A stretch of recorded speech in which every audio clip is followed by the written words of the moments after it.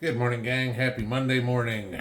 All right, fear, one of the greatest motivators ever in man. Okay, you're afraid you'll do anything. Yep, that's pretty much the definition of the Biden campaign right now.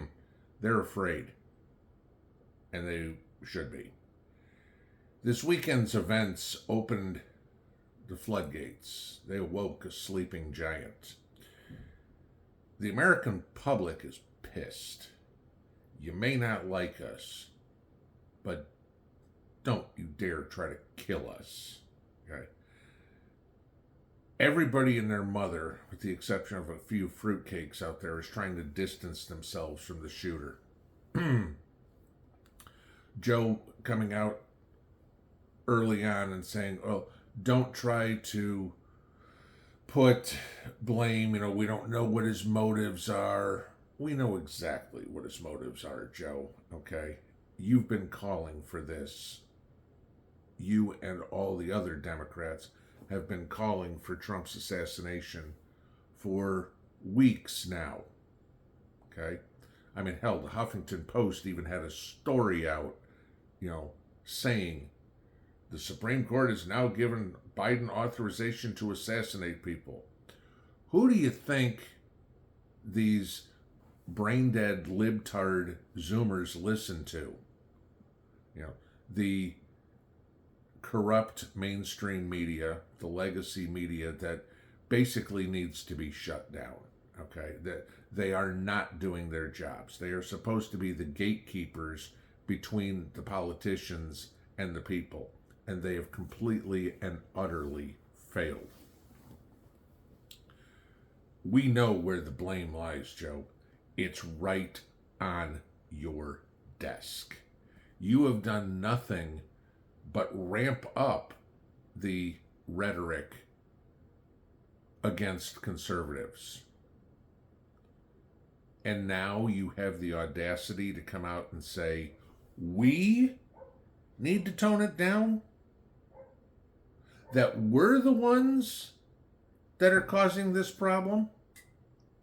No, not at all. I've never seen a conservative comedian, say Kelsey Grammer or Tim Allen, holding up a bloody picture or a bloody head of yours. No, I haven't seen that. I have never seen a call anywhere, not even on social media, for your assassination. No. Breitbart didn't, or Zero Hedge didn't, or Fox News, or OANN, or the Gateway Pundit. No, none of them ever called for your assassination. But you had no problem that the liberal media called for Trump's. Last night was just another gaffe-filled joke out of Joe Biden. He gave his third ever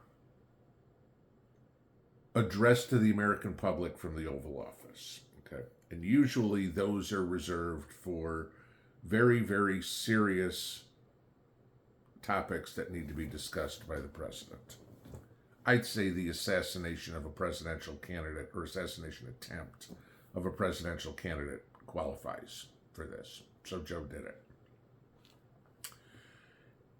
It was humorous, but at this point it's just sad to watch this. At one point in the speech, Joe came up and started to say, "It's about time we all make America," oops, I can't say great again.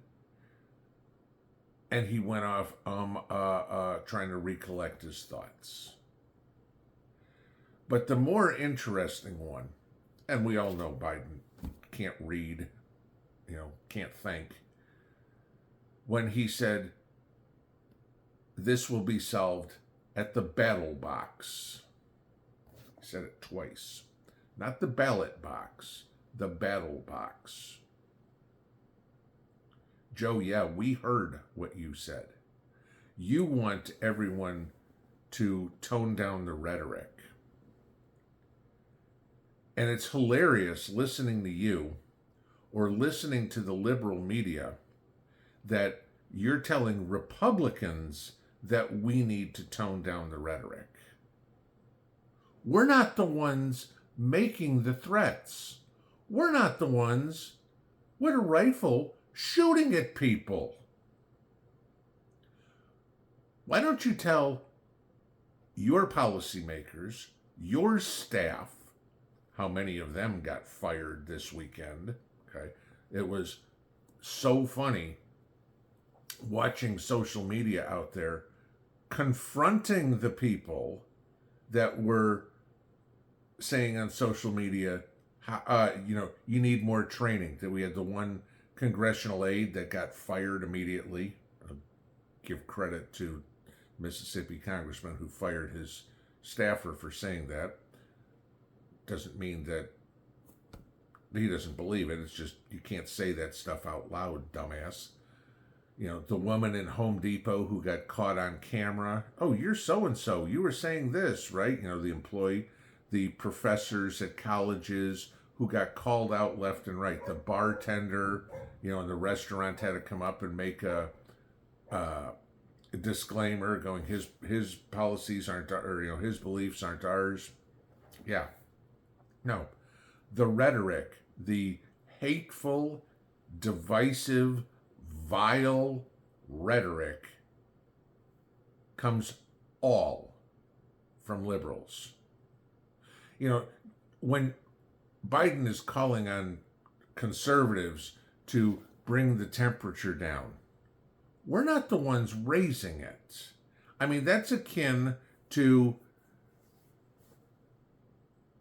somebody, Mike Tyson and George Foreman fighting, for example, okay? And Tyson's hypothetically beating the crap out of Foreman, and Foreman's going, I really need to slow down here. No. The aggressor is the one that needs to tone it down. I haven't seen conservatives burning down buildings. I haven't seen conservatives shooting other people. I haven't seen conservatives running around breaking windows of cars, smashing windows of buildings. No. That's all 100% liberal. You want to tone down the rhetoric, Joe?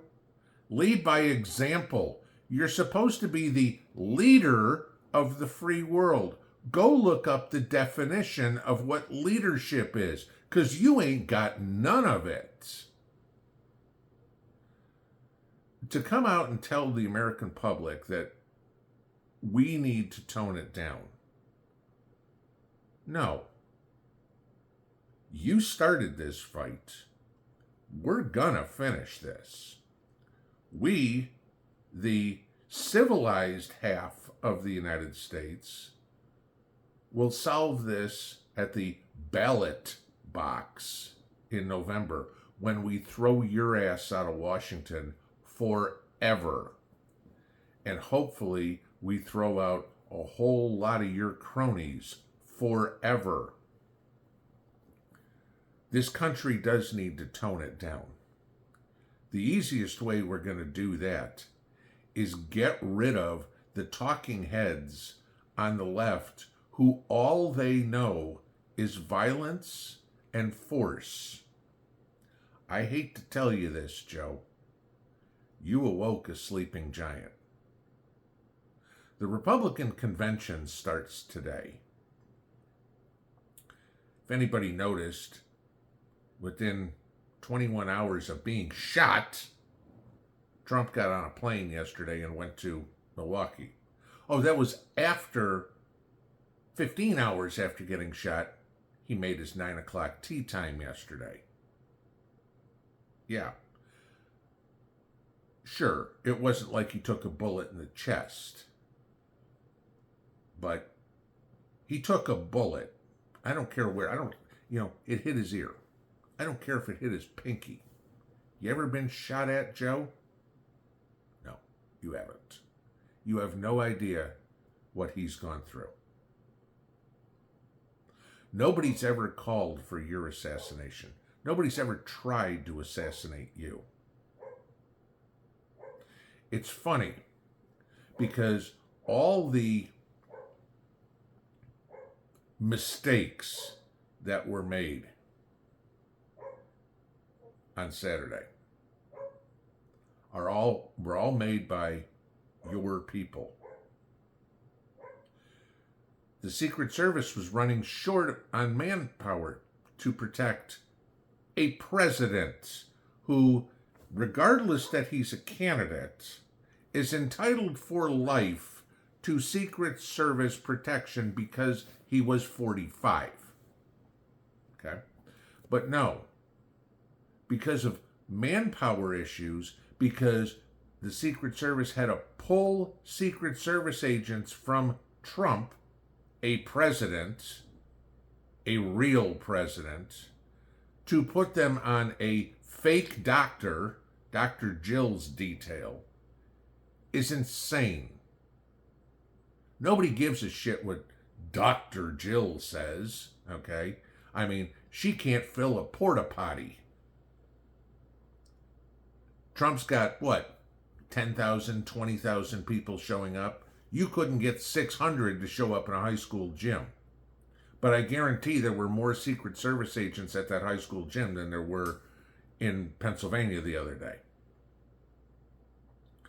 How they didn't check a building.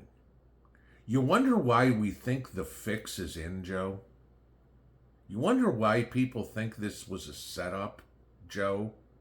Because it doesn't make sense. As everybody's talking about these people pointing on the roof, there's a guy, and the Secret Service agent saying, I had stand down orders not to shoot.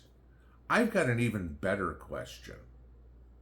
In the middle of broad daylight, how did some guy walk from his car to a building with an AR-15 in summer? So don't tell me he had it over under an overcoat and nobody saw it. That would be a little suspicious too. How did he walk from his car to a building, climb a ladder, and nobody saw him? Please answer that question.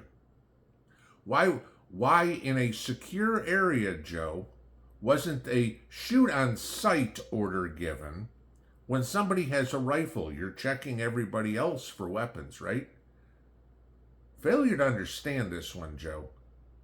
Even though it's a Trump rally, you are in charge of providing for his security.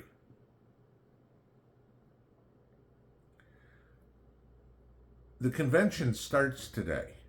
I hope to God, even though the Secret Service says they made no changes to the security setup, I hope to God it got beefed up.